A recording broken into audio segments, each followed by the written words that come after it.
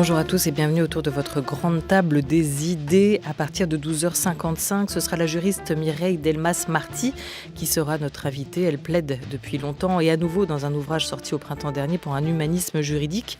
Avec elle, nous reviendrons aussi aujourd'hui sur l'état du droit et ce que peut le droit face au terrorisme. Est-il une boussole possible ? Nous en parlerons dans une petite heure avec Mireille Delmas-Marty. Mais d'abord, la grande table culture, une fable écologique, un film de fin du monde. Last Words, derniers mots, dernières images, dernier homme. Le nouveau film de Jonathan Nossiter, adapté d'un roman de Santiago Amigorena, Les derniers mots, sort en salle ce mercredi avec Khalifa Touré, Nick Nolte, Charlotte Rampling. Notre invité, le cinéaste Jonathan Nossiter, est avec nous jusqu'à 12h30. À écouter tout de suite sur France Culture ou plus tard, si vous le souhaitez, sur franceculture.fr. La grande table. Olivia Gesbert. Juni karo la tili mo la sanji wulu fla wa fay delo la bande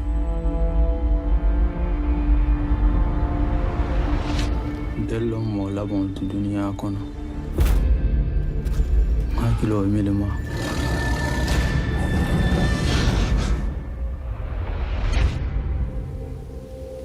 Look at all of this. I never seen so many people together.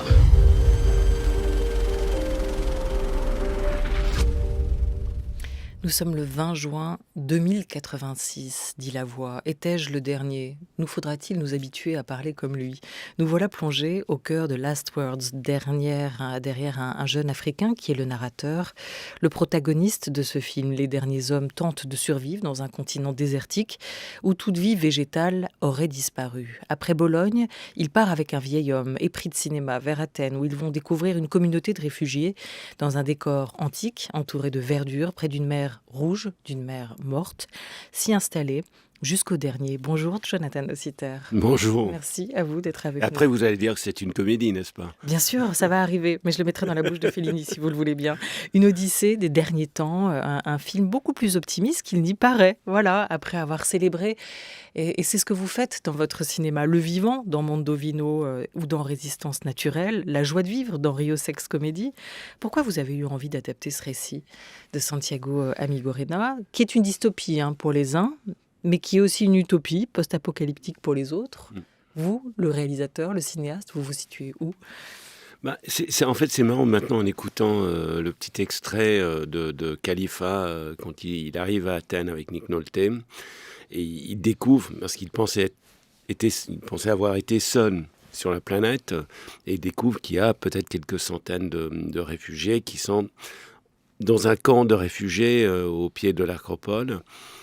Et en fait, en l'écoutant maintenant, ça fait penser, mon Dieu, Khalifa, qui n'est pas un comédien, donc que j'ai rencontré dans un camp de réfugiés à Palerme, quand je faisais le casting.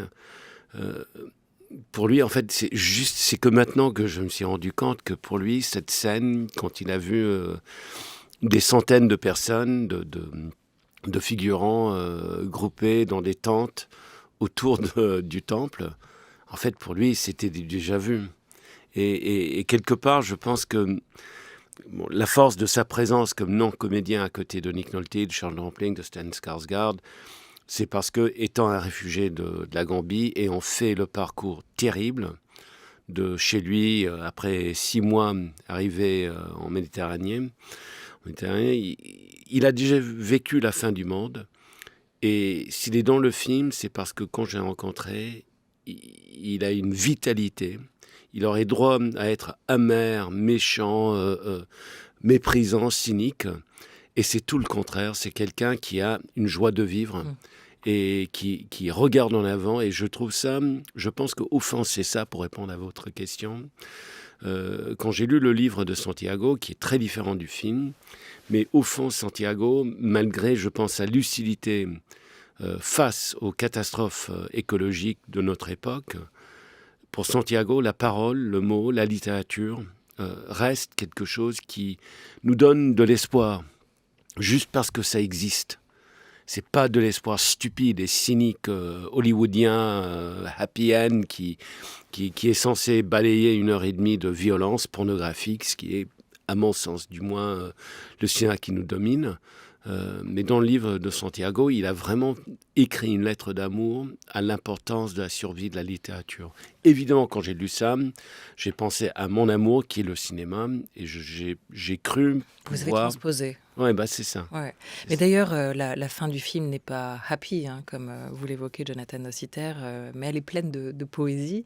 Et cet acteur, parce qu'il l'est devenu à travers votre caméra, Khalifa Touré, comme vous le dites, et sans aucune démagogie, crève absolument l'écran. Enfin, il est vraiment d'une beauté, il dégage une vie qui se communique très facilement aussi, je pense, pour le spectateur. Si on revient sur ce que raconte le film, sur ce qu'il montre ce désastre écologique, mais aussi culturel que vous évoquez, est-ce que c'est un film réaliste ? Je propose qu'on écoute peut-être juste les mots de votre partenaire, de votre complice dans l'aventure, Santiago Amigorena, puisque c'est son livre que vous avez adapté à votre manière. Il était avec nous à Deauville, où le film était présenté. L'idée de base du livre, c'était de ne pas raconter une fin du monde comme on en a raconté plein, donc où c'est les machines qui prennent le pouvoir, ou alors il y a une grande inondation, un grand tremblement de terre, une météorite mais de dire que tout ce qu'on était en train de faire, c'était pour la fin du monde. Donc aussi bien notre manière de vivre, notre relation à la terre, notre relation à la culture, à l'agriculture. Donc tout ça était un peu une critique de tout ça. Et quand j'ai écrit, je me suis amusé à faire l'histoire du monde entre 2000 et 2086. Donc il y a toutes les catastrophes qui arrivent.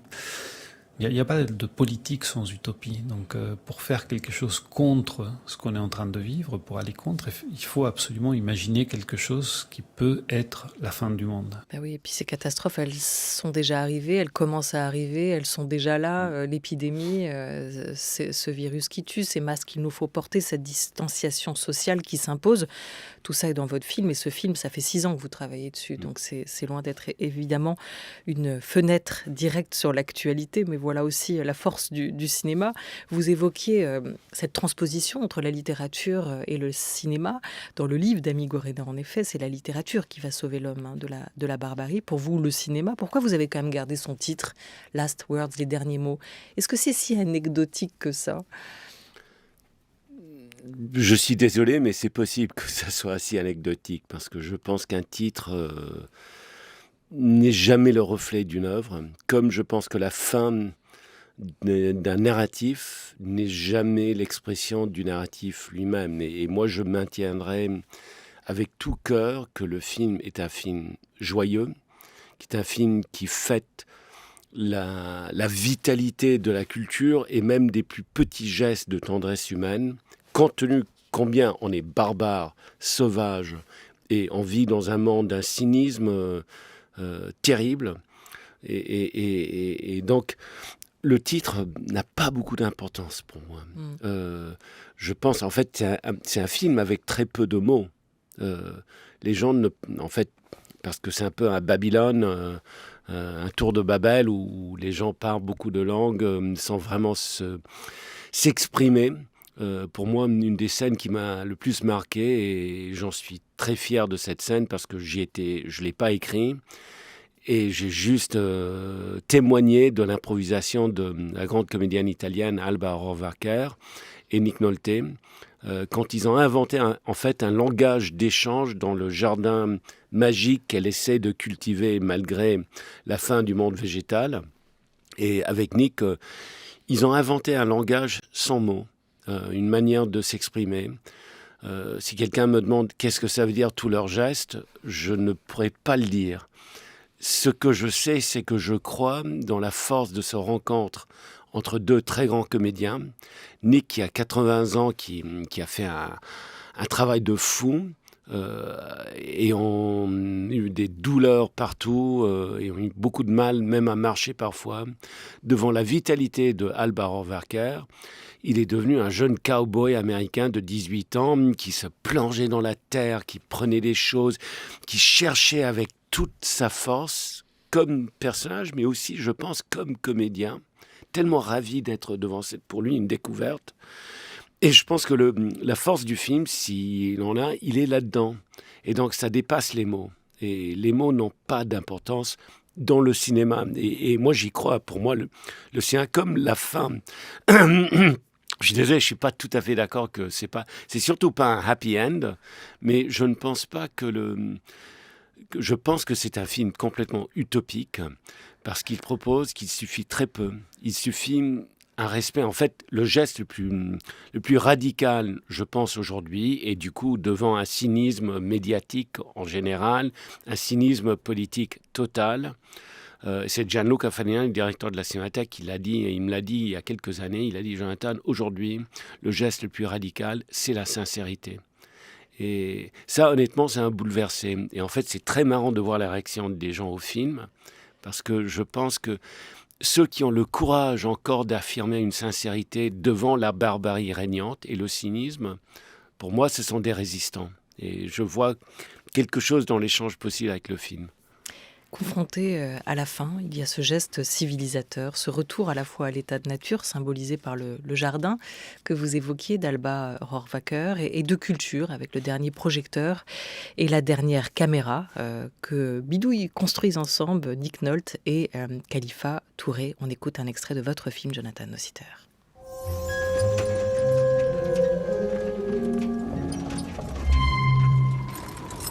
Is all digital dust now. They knew the collapse of the electrical grid was coming. That's why they started to make handmade film stock and manual projectors at the last minute. Now you have to build a real camera, a mechanical camera. Now, this side we got to create a spring mechanism. But you're gonna have to find a spring to make it work. Maybe in Athens? Athens? Who knows if we'll even get to Athens? Especially me. I'm pretty old. And even if we do get there, what will we find? What do you think? I heard Athens was half underwater. Sea and sand. Covered it 30 years ago. Earthquakes, famine, war took care of the rest.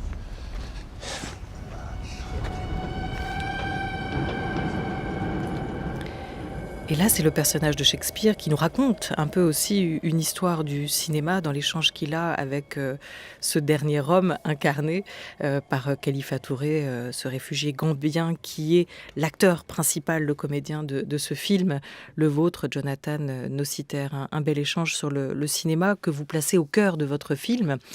Il y a beaucoup d'extraits qui sont diffusés à la fois dans ce moment où ils sont ensemble à Bologne et où ils vont projeter sur le mur des extraits de films. Et puis ensuite, quand ils se retrouvent dans ce camp de réfugiés, ces derniers survivants qui sont là, près de ces ruines, près d'Athènes, à se projeter des films et à faire communion ensemble. Comment vous les avez choisis, ces extraits de films ?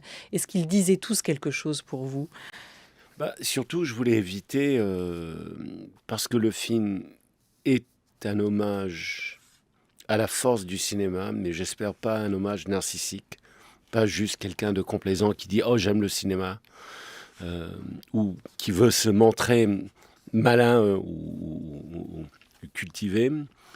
Pour moi, je pense que, parce qu'on vit dans ce moment une marginalisation brutale de la culture, et je pense que le couvre-feu de 21h, qui me semble entièrement arbitraire, qui est un couteau aussi dans le dos de la culture, de spectacle, de cinéma, de la gastronomie, de l'être ensemble.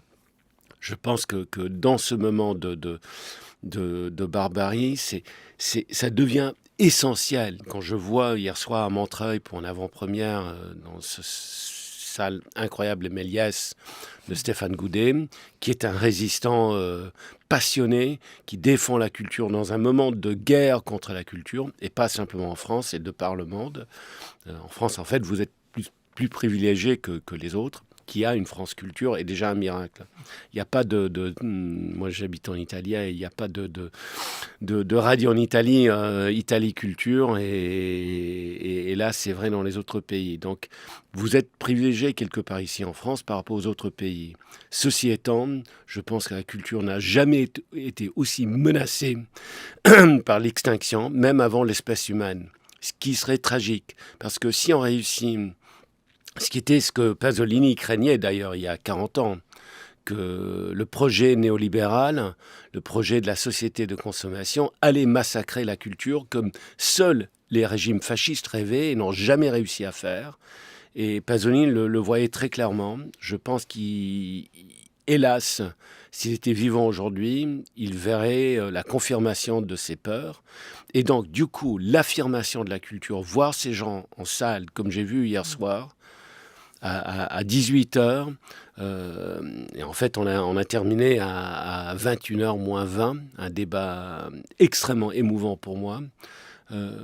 Je constate qu'on est là dans des actes de résistance positive, de partage de joie. Le cinéma, comme la radio, comme le journal, comme la littérature, est une affirmation de la liberté de nous tous, de l'importance d'être ensemble. Et donc, du coup, pour moi, oui, chaque extrait de film qu'on voit dans le film est un moyen d'accéder à cette joie de partager une transmission culturelle qui n'est pas anodine, qui est essentielle pour la survie.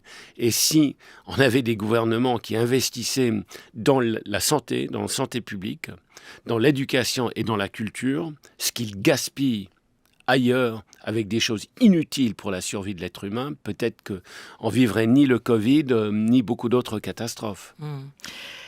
Tous ces films, ils en disent aussi quand même assez long sur vous, sur votre passion du cinéma et la manière dont vous avez envie de le défendre. C'est vous qui avez choisi d'ailleurs chacun des extraits, puisqu'ils ne sont pas présents dans le livre d'Amigo Rena. On y retrouve beaucoup de références à la fois à Buñuel, à Lumière, à Gibbons, à plein de réalisateurs, Fritz Lang, qui sont aussi présents dans ces extraits, mais pas d'extrait de 8,5 de Fellini. Et vous dites pourtant que le réalisateur et le film, ce sont peut-être celui qui vous ont le plus marqué. On écoute Fellini. Une fois, j'ai écrit sur la caméra de 8,5 une petite phrase dressée à moi-même. Et la phrase était « Rappelle-toi que c'est un film comique ». Pour me rappeler toujours que je dois faire les films d'une façon plus légère et plus comique. Parce que j'ai la tendance à l'oublier. On a tendance peut-être vers le dramatique ou vers le philosophique. C'est ça la grande stupidité. Toujours nous jetons sur la spontanéité et sur la naïveté et sur la simplicité une espèce de cage d'interprétation, de devoir, remords, complexe d'infériorité, intellectualisation. Et tout ça, c'est toujours très suffocant, étouffant. Étouffant, dit Fellini. Et c'est vrai qu'aussi dans les extraits, parmi ceux que vous avez choisis, chacun renvoie à des émotions très différentes. Il y a le rire avec l'arroseur arrosé, l'effroi avec un chien andalou, la virtuosité avec l'homme à la caméra, la panique aussi, la peur, l'espoir. Tous ces sentiments, ces émotions sont mêlés là. Et nous y sommes dans ce monde de distanciation sociale. Vous nous réunissez dans l'écran, à travers l'écran. Vous montrez ces derniers hommes rassemblés au pied des ruines, regardant des films, des images, avec cette communion qui soudain semble possible et semble presque seulement possible dans la culture. Et aussi dans le comique, c'est incroyable d'écouter ces mots de Fellini maintenant. Quelle émotion de sentir aussi sa joie de raconter. Mais c'est marrant cette chose qu'il a affichée, rappelle-toi que c'est une comédie. Ça me fait penser que d'abord, la grande majorité des extraits dans le film, donc c'est pas un playlist nocitaire, c'est pas mes films préférés, ça serait narcissique, égoïste de ma part, et un film est là pour être généreux et pour partager. Donc ce sont des extraits qui servent, j'espère, aux personnages. Ils sont là pour servir les personnages dans chaque scène. Et c'est à 80% des extraits comiques. Et c'est pas par hasard, je pense. En fait, c'était inconscient, si vous voulez. Je cherchais aussi des extraits de films un peu plus lourds, mais ça marchait jamais. Ils ont été expulsés par eux-mêmes. Et chaque jour, c'est un film qui raconte la fin de l'espèce humaine. Mais si j'insiste que c'est une vision utopique de l'homme, de ce dont l'homme est capable, et j'y tiens parce que chaque jour qu'on allait sur le tournage, avec Nick Nolte, Charles Rampling, Khalifa Touré, Stellan Skarsgård et les autres, on cherchait inconsciemment, c'était pas exprimé en paroles, mais je sais qu'on cherchait où est la tendresse, où est la joie. Avec le personnage de Charlotte, c'est explicite, parce que Charlotte joue une espèce de personne complètement déchaînée, qui n'a plus rien à perdre. Et donc ça lui donne une liberté folle devant la fin du monde. Et je pense que elle prend, et ça je pense c'est ancré en Charlotte comme personnage et comme comédienne, il y a une joie de vivre et une vitalité dans chaque moment. Et le défi chaque jour sur le plateau, ok, fin du monde, c'est où la fête? Et elle nous le racontait, hein, comment elle a construit ce rôle avec vous, comment vous l'aviez pensé ensemble, cette folie heureuse, cette joie qu'elle incarne dans ce film, jusqu'à son désir d'enfanter alors que le monde est en train de s'effondrer. Des images, des mots et des ruines, Jonathan Nossiter. Dans le film, il y a aussi les images d'un temple grec qui pourrait être à Athènes, mais le tournage a eu lieu en Campanie, au sud de Naples. C'est une ancienne colonie grecque en Italie, à Paestroum, où vous vous êtes installé sur un site archéologique. Il y a justement un gros livre de l'archéologue et historien Alain Schnapp qui sort en ce moment au Seuil, une histoire universelle des ruines, dont on vous reparlera dans cette émission. Cette conscience universelle, cette poésie des ruines. Est-ce que vous êtes, vous aussi, maintenant, décidé à ouvrir ce dialogue avec les ruines? Vous pensez qu'il est essentiel, que c'est notre mémoire aussi qui est en jeu? Mais je pense que c'est essentiel, parce que je pense que devant cette barbarie régnante et cette violence contre l'être ensemble et le regarder ensemble, et en fait tous les fantasmes de la culture, je pense que la transmission culturelle aujourd'hui, comme acte vital, pas comme truc de snob ou passéiste, mais comme un geste démocratique et progressiste, mais imbu d'une vraie culture, je pense que ça n'a jamais été aussi essentiel. Et donc, oui, je pense que vivre... Bon, j'ai étudié le grec ancien à la fac, donc c'est un grand amour qui est en moi. Mais j'ai eu... heureusement, un enseignement de mes profs à la fac, surtout de Edward Bradley à Dartmouth, que lire Homère, c'est rentrer dans la réalité quotidienne de la vie contemporaine. Et je pense que la force de tout acte culturel qui peut être perçu comme vital, c'est quelque chose qui nous donne de l'espoir intrinsèquement. Parce que il n'y a pas d'avenir s'il n'y a pas un lien vital avec le passé. Et il est question beaucoup aussi de la trace qu'on laisse dans votre film, Jonathan Nossiter. La pellicule est une tablette vierge, la dernière chance de laisser une trace vivante de l'homme tel qu'il a été, dit le personnage de Shakespeare dans le film. C'est la question de la mémoire, de la transmission, du patrimoine, de la trace, de l'empreinte aussi, et donc tout simplement de nous. Kapwani Kiwanga, elle vient d'être la nouvelle lauréate du prix Marcel Duchamp 2020. Elle est installée à Paris. C'est une artiste canadienne et elle va présenter jusqu'au 4 janvier 2021 au Centre Pompidou sa série Flowers for Africa dans le cadre de l'exposition collective qui réunit les 4 nommés pour ce prix Marcel Duchamp. Là encore, il y est question de patrimoine, de transmission et de la culture. Je vous propose qu'on l'écoute. La subjectivité est assez importante dans ma façon de travailler. Je pense que c'est aussi un héritage de ma formation anthropologue, où il y avait un moment dans l'anthropologie où on essaie de laisser à côté cette idée de l'objectivité scientifique et d'écrire des rapports d'études anthropologiques avec un point de départ subjectif. Donc du coup, c'est vrai que il y a un moment dans mon travail, je pense que vers 2009, où je me suis mis devant la caméra pour la première fois. Et à ce moment-là, il y avait un déclic un peu dans mon travail où moi, je me suis rendu compte qu'il y avait tellement de recherches, tellement de choses que j'avais fait derrière la caméra, hors champ, etc., qui n'étaient pas accessibles aux visiteurs ou aux spectateurs, que le moment que je me suis mis devant et je me suis dit, bon, écoutez, je vais vous raconter une histoire, mon histoire, et je serai votre guide dans cette histoire très subjective. À partir de ce moment-là, mon travail a pris un peu plus d'accessibilité, je pourrais dire peut-être ça comme ça. Voilà, le jury a salué la richesse et la complexité du projet de cette ancienne étudiante en anthropologie passée par les Beaux-Arts de Paris. Un programme poétique et politique, véritable laboratoire de la pensée d'aujourd'hui sur la mémoire et l'archive comme source de transfiguration du monde, Jonathan Nossiter. Un peu partout, on a ce même cri, ce même appel, voire rappel, nous avons besoin de mémoire. Et cette autre question qui se pose... On a besoin de le partager ensemble. C'est ça. Mais pourquoi ? Parce que sinon, ça devient un acte narcissique et pas un acte politique. Et la culture prend de sa vitalité quand on est ensemble. Et donc, malgré la couvre-feu, le mépris et la peur qui est installée, hélas, maintenant, moi, je souhaite que tout le monde, mais tous les Français, ils vont au cinéma de 8h du matin jusqu'à une séance de 18h, pas simplement pour mon film, mais pour tous les films, et qu'ils affirment l'importance politique, joyeuse, culturelle, de voir ensemble. Mais c'est aussi une manière d'essayer d'appréhender le temps. Vous le rappelez dans le film, hein, nous sommes le seul animal qui sait qu'il va mourir, et pourtant, il se comporte comme s'il avait l'éternité devant lui. C'est ça la grande affaire, hein. Effectivement. Aussi, ça l'est. Effectivement.